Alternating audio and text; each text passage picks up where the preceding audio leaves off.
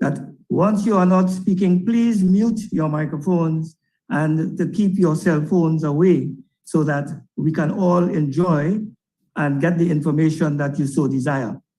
At this point, I would like to invite Her Excellency the Secretary General, Dr. Carla Barnett, to begin the proceedings. Dr. Barnett. Thank you very much, Leonard. Ladies and gentlemen of the media, it is my pleasure to invite you to participate with you in this session. It's the first session for the year for me with the regional media, and it is really my pleasure to be here. We are looking forward to the commencement of the intersessional meeting tomorrow morning. We will expect participation of all 15 member states and the majority of associate members of the community.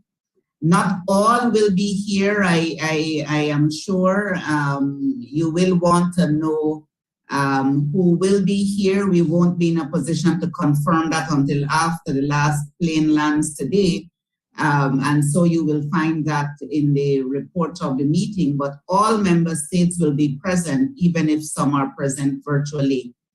Our chairman of the session is the chairman of conference, the Honorable Prime Minister Briceño. All is set for a very productive meeting today. We're looking forward to enjoying the conversation tomorrow and to making some definitive conclusions coming out of the meeting. The main items on the agenda that the heads will be discussing tomorrow and on Wednesday include the impact of the COVID-19 pandemic. We're now moving towards focusing on economic recovery. We're going to be talking as well about the Caricom single market and economy and triggering more robust implementation. There is significant impetus for the CSME at this time because of the impact of the COVID pandemic. And so we'll be looking forward to advancing some of those ideas. We'll be talking specifically about agriculture and agriculture development, food security and nutrition security. We'll be talking about that. We'll be engaging with the social partners as we normally do, the private sector and labor in particular. One of the important things on the agenda will be, of course, climate change and the preparations that we will be making for COP27, following up on the outcomes of COP26. And we will, of course, be discussing with our member state, Haiti, to see how we can help to resolve some of the issues. We expect Prime Minister Ariel Henry to be here. And finally, we are also going to be preparing for the summit with SICA.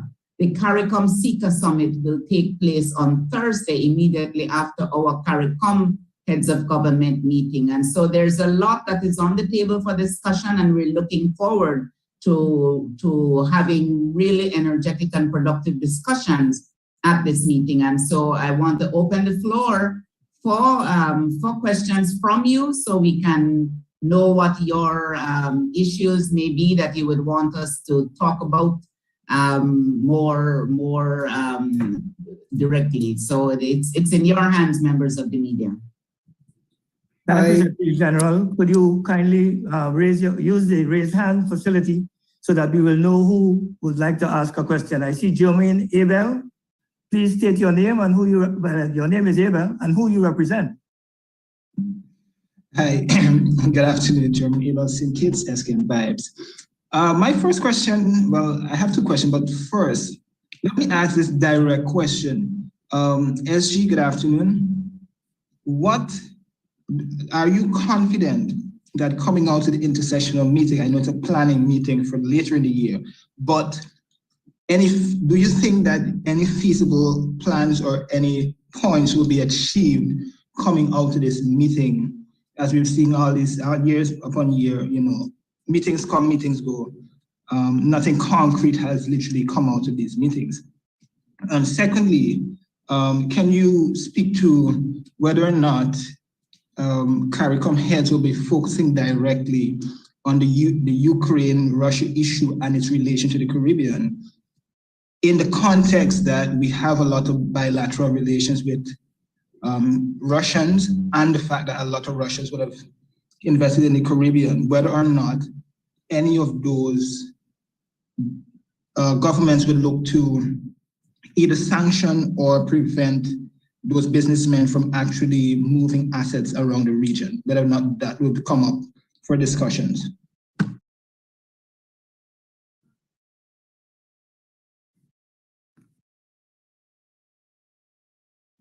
I'm sorry. Let me try and answer the first question, which is whether I expect the meeting to be a productive one. I do expect the meeting to be a productive one. This is the first face-to-face meeting that heads will be having since the 2020 meeting because of the impact of the COVID pandemic. So there's a desire, there is an expectation that heads sitting around the table are going to be able to discuss a lot of important matters.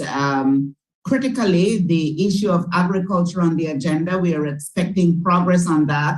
The key objective there is to place the community in a position to reduce the import of food into the community, taking into consideration the fact that the pandemic and the disruption of shipping cause some uncertainty about food supply, and therefore we expecting that heads will make even more progress in terms of crafting a response to stimulate agricultural production across the community. There is also on the table, of course, the expectation that heads will hear progress in the area of the reduction of roaming rates across the region, particularly the East Caribbean. We're going to be finding out where we are on that. I know that there is a tendency for the media sometimes to refer to the meetings as a lot of talk and no action, but there has to be talk to agree on the action to be taken. And if we were to look at the things we actually do, there is quite a bit that we've done in the past. So let's move forward and let's see us get this meeting done in a productive way. As regards the Ukraine situation, you would know that the community has already issued two different statements. One before the invasion, calling for calm, and the other one after the invasion to ask for a return to diplomacy as a means of settling disputes, settling international issues. And those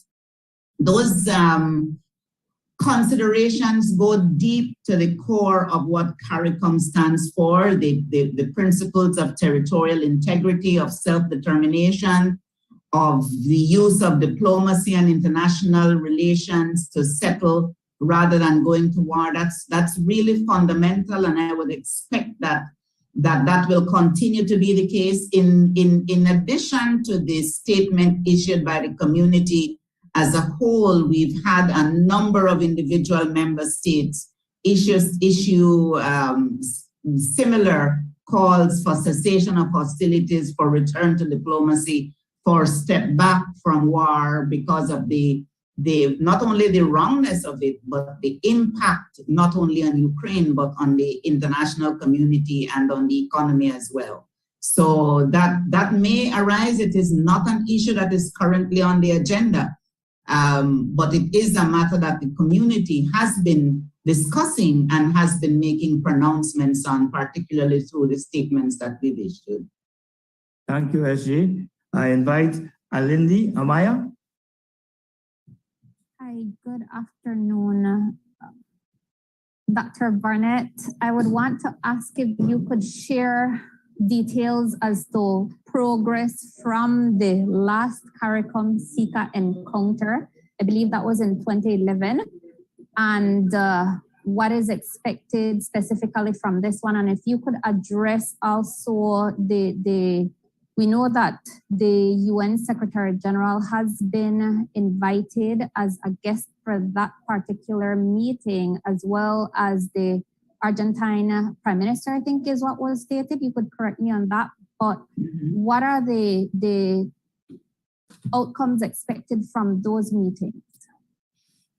Okay, you've asked first of all about Caricom, SICA, and progress. The reality is that we've not made as much progress as we would have wanted. The two integration movements set out a plan of action in 2011 that we are pursuing. The expectation is that this meeting of Caricom and SICA as two different integration movements will see a reinvigoration of the plan of action. There's an undertaking that the revised, updated plan of action will be agreed. There's been intense discussion between Caricom and SICA over the last few months, and so we're expecting that there's an invigorating this is an invigorating point in time.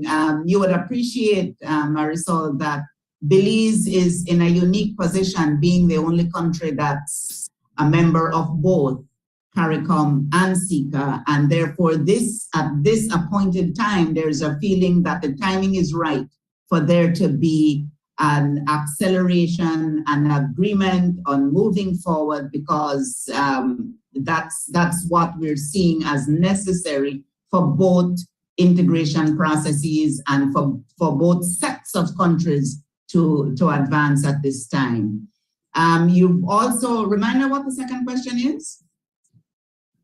So I understand that the UN Secretary General has been invited as a guest for that segment.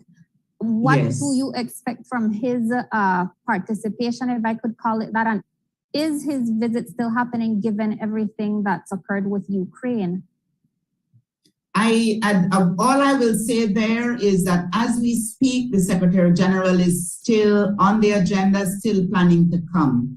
There's a General Assembly emergency session that's been called. I don't know at this stage if that will make an impact, but his visit was to allow him to have conversations with Caricom and SICA on a number of issues, climate change, COVID, financing for development, those kinds of issues that we're going to be talking about. And we hope that he will be able to come physically. If the circumstances do not permit, then there's really nothing we can do about it. But we do at this stage still have him coming to Belize for that meeting. Yes, and the Argentinian president is not coming in person. His intervention would be virtual. Thank you, SG. And please remember, people, when you are asking your question, to state which agency you represent.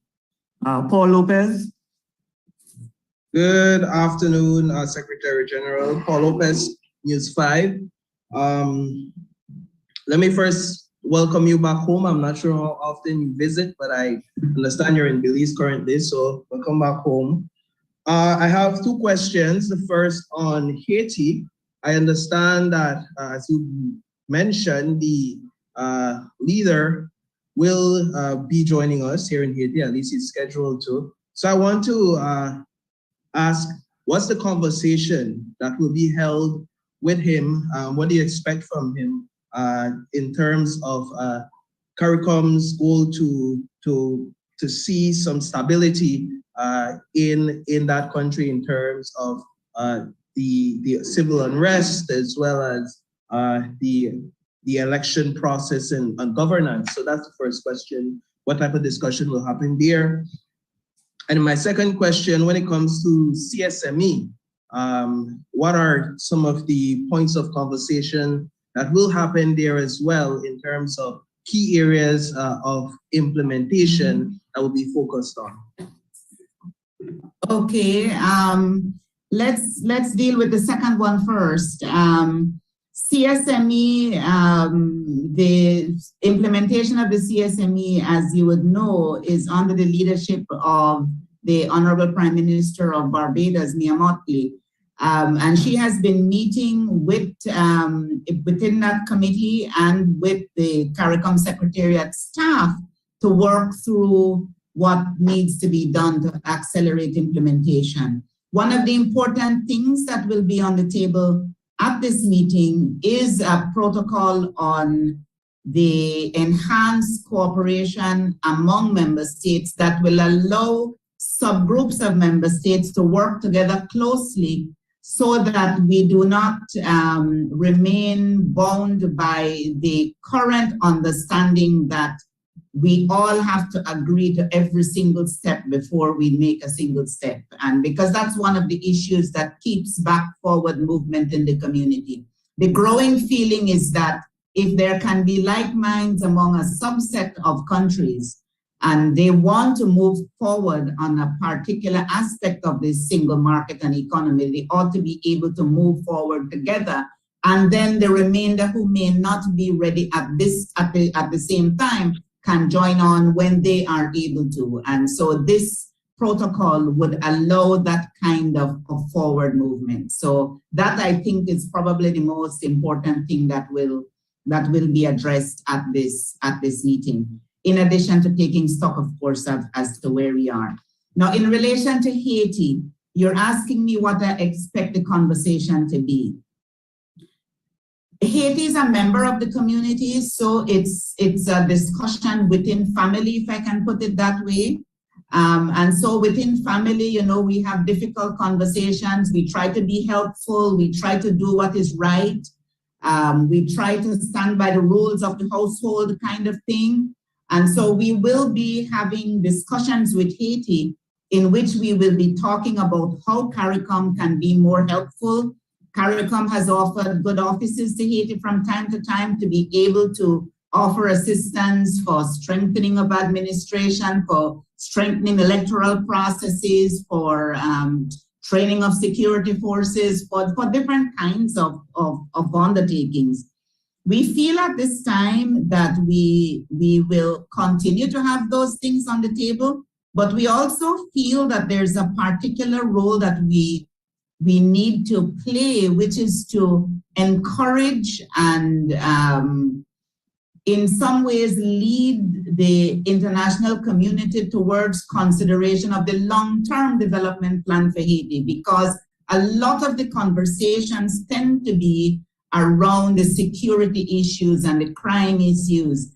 And that is often delinked from fundamental on the development issues. And so one of the things that we have been talking about whenever we've had an occasion to speak on behalf of or in a conference about Haiti is the need for the international community to focus as well on long-term development planning along with Haiti, because there is a need for us to ensure that those matters are treated with. So that's what I think we're going to be talking about.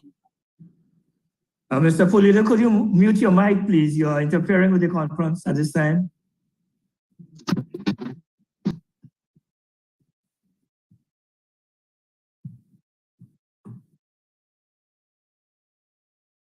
Dennis, your question?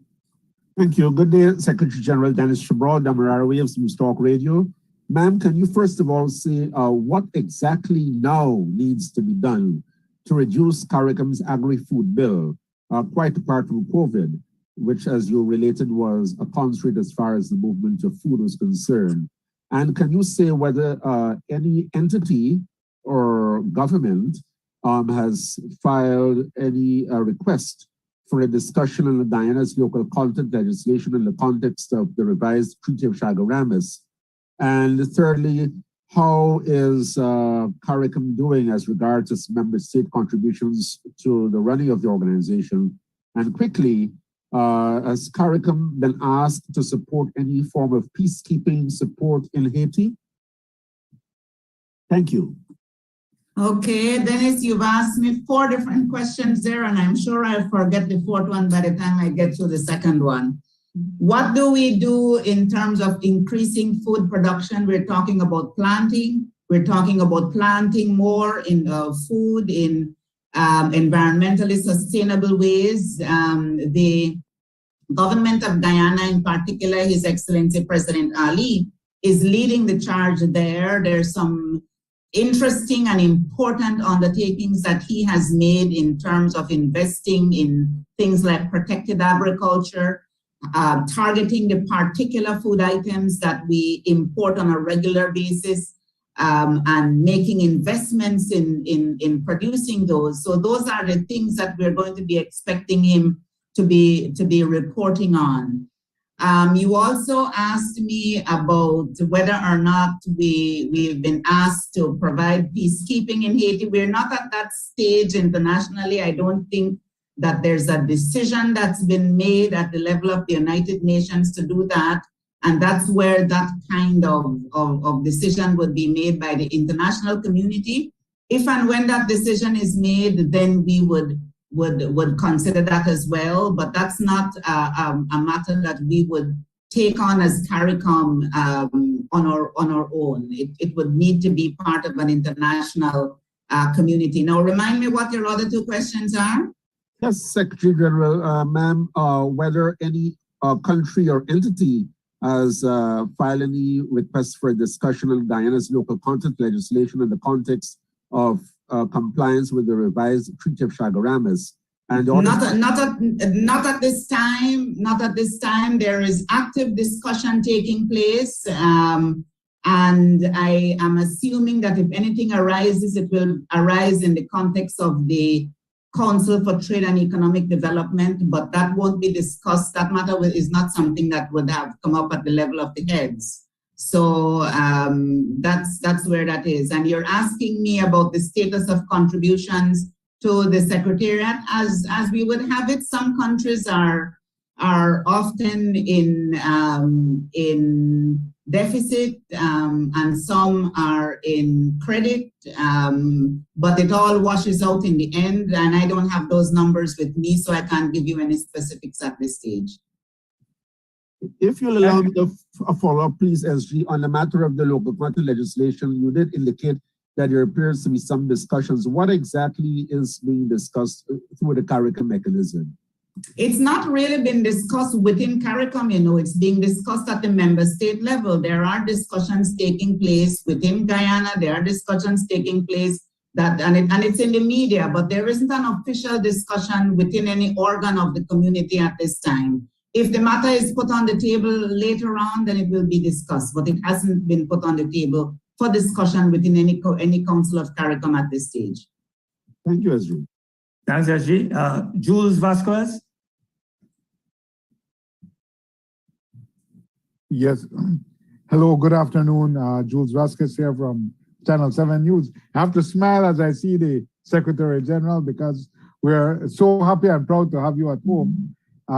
So welcome home. And that's my first question. How much of your local knowledge will factor, if at all, into the flavor of the meetings? I know that I am told that the Deputy Prime Minister from St. Vincent, who arrived yesterday, was in Dangriga this morning.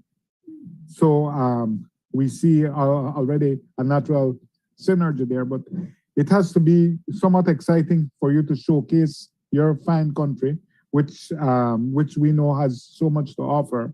And how will that influence anything, the deliberations or the conduct of the meeting? Well, Jules, it's always a pleasure to come home. You know that. I don't really have to do anything in particular personally to infuse a meeting with local content, with the local environment. The Ministry of Foreign Affairs of Belize is doing a top job in organizing all of that.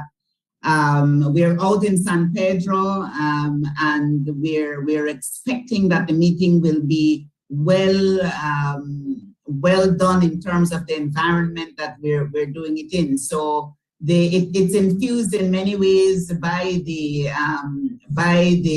local considerations. I know that the ministry and the Prime Minister are organizing social events focusing on food and culture. And so we're going to be having our delegates here learn a lot about what being in Belize means. I am aware that the DPM of St. Vincent is visiting the South. He in particular wanted to experience the Garifuna community because of the relationship between St. Vincent and the Garifuna of St. Vincent and Belize, and the origins of the Garifuna people of Belize being from St. Vincent. And so that's part of what encouraged him, and so he asked for that specifically, and so that has been arranged as well by the Ministry of Foreign Affairs for him to be able to go and make that kind of contact. You're muted, Jules. If I may follow up with two things. One, you know, we hear so much for so many years, been hearing about Caricom and Sika forming a bridge through Belize, as you pointed out, we're the only member who shares membership in both organizations. But we know that the trade dispute between Trinidad and Belize really was centered, as I understand it, on Trinidad, and there are other countries, I believe, in the region that import sugar on the cheap from Guatemala.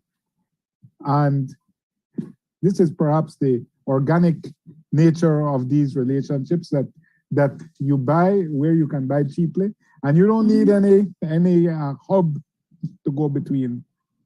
This is how it is done. That's question number one. And then question number two. But I don't hear a question, I heard a comment.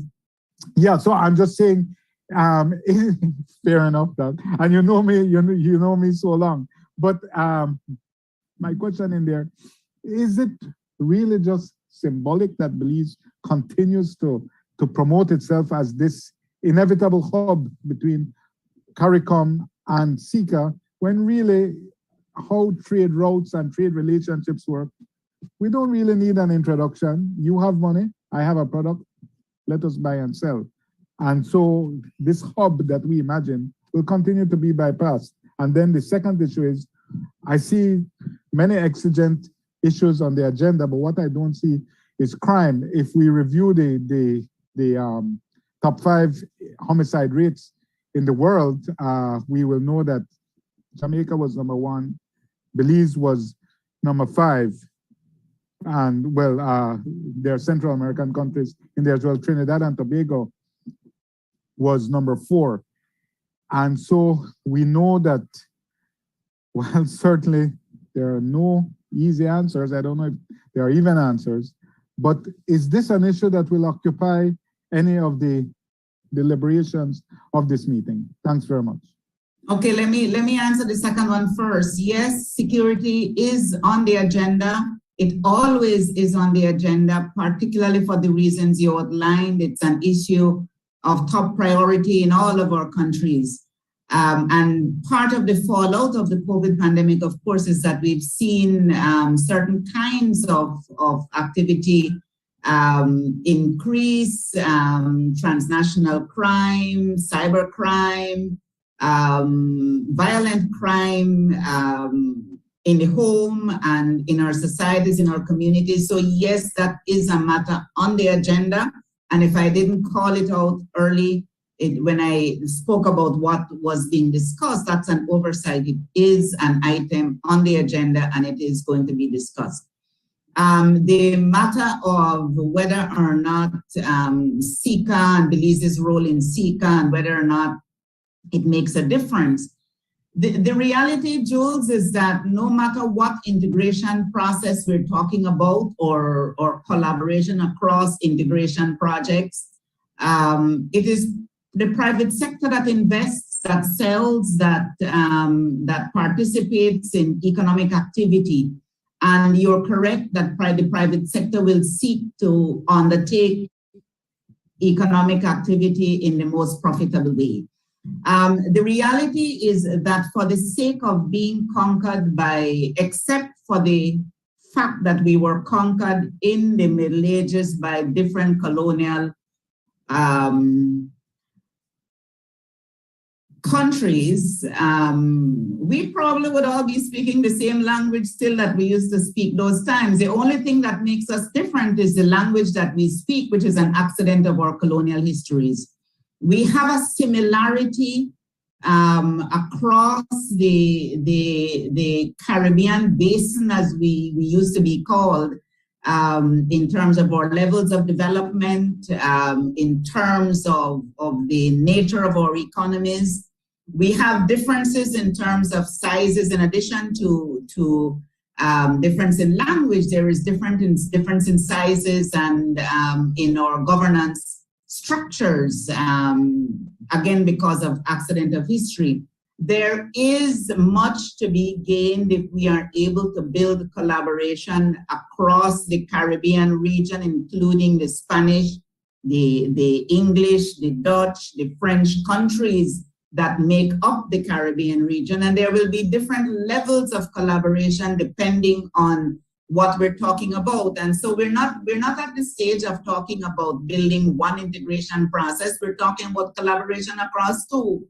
And then we are, as a result of that discussion, seeking to see how we can enhance collaboration, particularly focusing on issues that affect us in a similar way. And at this time, those issues are particularly climate change, as I mentioned before, and the impact of COVID and the recovery, and as well financing for development, those kinds of issues. And if we can build alliances across the two regions, I think it bodes well for us to be able to influence action at the international level. At least that is the hope.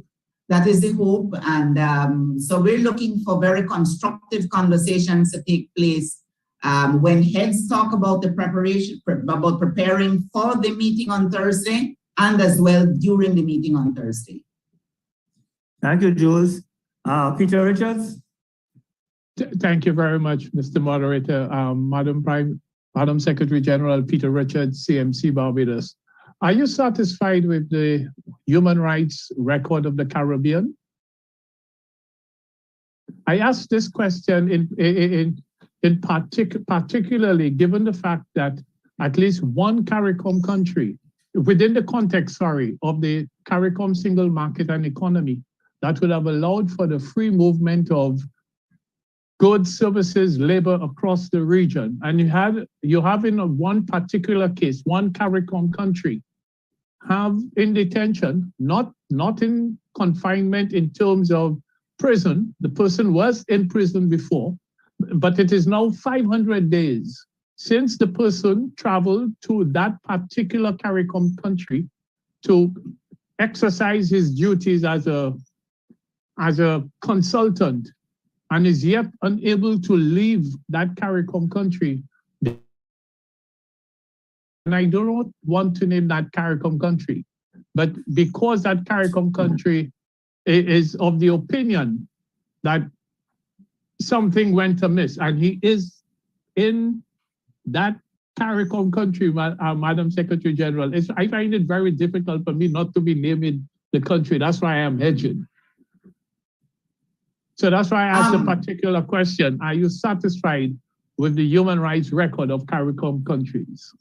I am not in a position to respond to that particular case because I'm not aware of it, and that's all I can say there. With regard to the human rights record, and the reason why I hesitated when you first began to answer the question is because we have issues at various times and at various places, and as a Caribbean community, we've tended to be able to keep each other on the straight and narrow as regards human rights. It's fundamental to all of our constitutions. It's fundamental to the Charter of Civil Society. And where there are issues that need to be addressed, once those rise to the level of our heads of government, we tend to ensure that we respect what needs to be respected.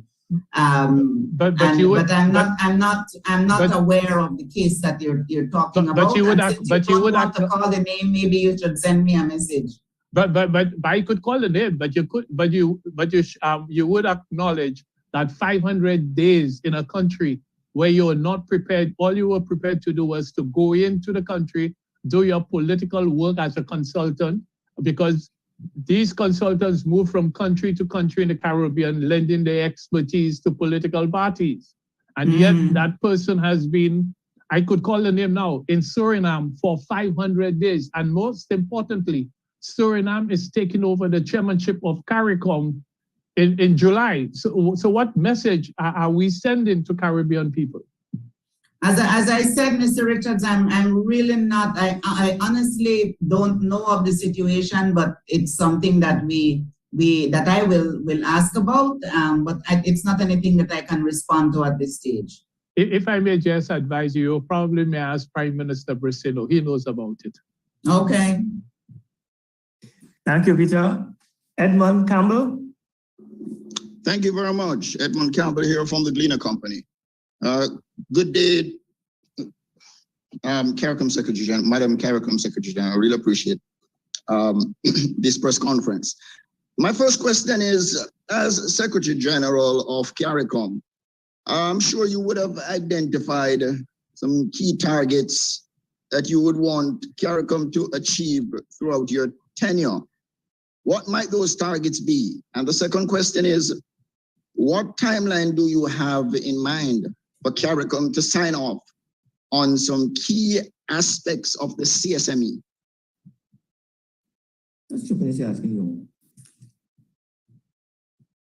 Are you, that's the question?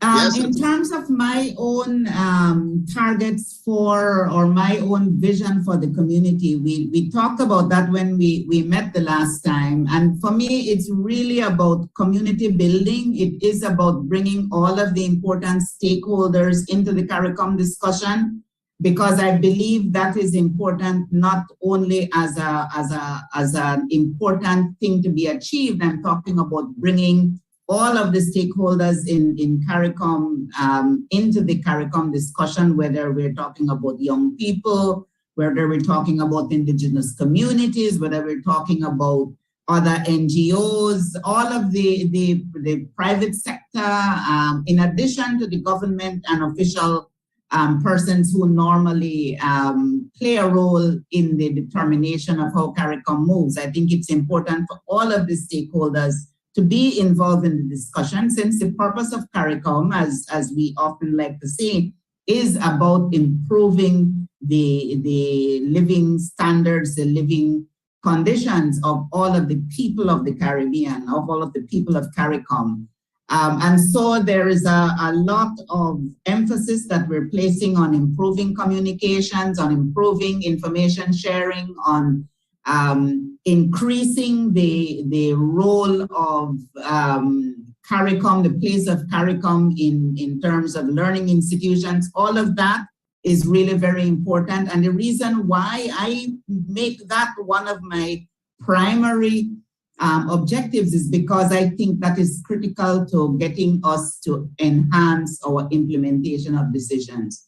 If we want to build Caricom, then we have to really involve the people whom Caricom is supposed to benefit. So that for me is really the important objective, particularly in this my first year as Secretary General, to strengthen communication and information sharing, and to bring all stakeholders, including the media, closer to what happens in Caricom, and hence this second press conference that we're doing.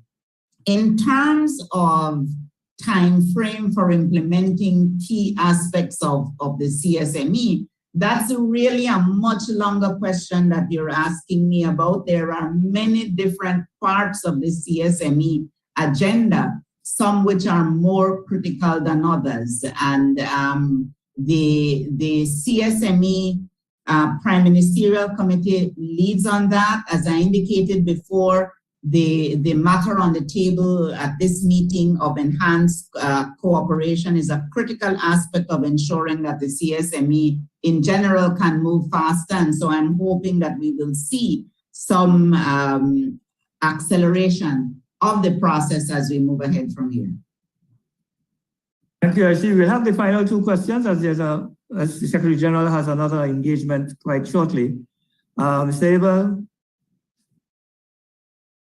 Okay, thanks. Esther, just two quick questions. One, yes, you talk about the CSME and the critical aspects of it that you're looking at during this intersessional meeting. But when you see certain countries undermining certain aspects of the CSME, are you actually confident that this program will actually be implemented across the region? I'm not going to single out any territory, but it has been seen that not all aspects of it, some territories have embraced. And my second question has to do, my final question is, with what we've been seeing in Russia, Ukraine, and all of that, is Caricom looking or considering, or will Caricom be discussing the Guyana-Venezuela issue in light of what we're seeing happening in Ukraine and Russia with the basic invasion out of nowhere, basically? So is that something that's being considered for discussion during this session? Let me answer the second question first. There are two border issues in the region that are on the agenda for every heads meeting. One is the Guyana-Venezuela, and the other, of course, is the Belize-Guatemala. Those are issues that the heads follow very closely. Those are the issues which make the region stand strong on the matter of self-determination and territorial integrity. And that will not change. That has nothing to do with the position on Ukraine in terms of influencing any discussion of those issues. The issue with Ukraine, yes, follow those principles, but that's not at all a context within which the border issues within the Caricom region are going to be discussed. They are discussed at every single meeting. You asked as well about the implementation of the single market and countries that may not be doing what needs to be done. Let me tell you, no integration process is perfect. And the reason why we have a structure for raising issues that may be counter to the treaty is because we expect, as we roll out the integration process, that there will be a need for dispute settlement. There will be a need for judgments to be made if somebody is violating any of the fundamental principles. This is normal as we build out the process, and it's important for us to understand that it is normal. That is why when there are issues that arise, we have a process for going to the COTED, where one country can call out another if they feel that any of the countries are going against the revised Treaty of Chaguaramas. And there are instances, of course, which you would be well aware of, where disputes can be taken to the Caribbean Court of Justice, which is the court that is charged with settling disputes under the Caricom Treaty. So every integration process has its ups and downs. Every integration process has its period of moving forward and period of not, I suppose. But we are moving forward, and we are doing the things that we need to do within the institutions that are set up for treating with disputes. Thank you, Ashi. Peter, the final question to you, Peter Richards. Thank you, Madam Secretary General. In your opening statement, you made reference to the fact that the Barbados Prime Minister, who has the lead responsibility for the CSME, would be tabling some form of a protocol, or the leaders would be discussing some form of a protocol through which they intend to, the countries that are, as they put it, as the Americans would say, those who are willing, let's go forward, and the others will catch up with us. For my years covering CARICOM, this has been an issue, the deficit implementation, and this has always been suggested as an idea going forward. How confident are you that this protocol will really be the answer to what's plaguing CARICOM? The only thing I can tell you, Mr. Richards, is that we've reached a point where we've actually negotiated a protocol that's going to be discussed, and we will see if there are other things that need to be done to, as the legal drafts persons would say, to perfect it. But it is at the stage where we have a draft protocol for consideration. We've not had that before. So for me, that we've managed to reach the stage for me is a good thing. Thank you very much, Secretary General. Thank you very much, members of the media. I hope that the information that you have gleaned this afternoon will be disseminated widely across the region. I look forward to you joining us at the closing press conference on Wednesday evening. Thank you and good afternoon.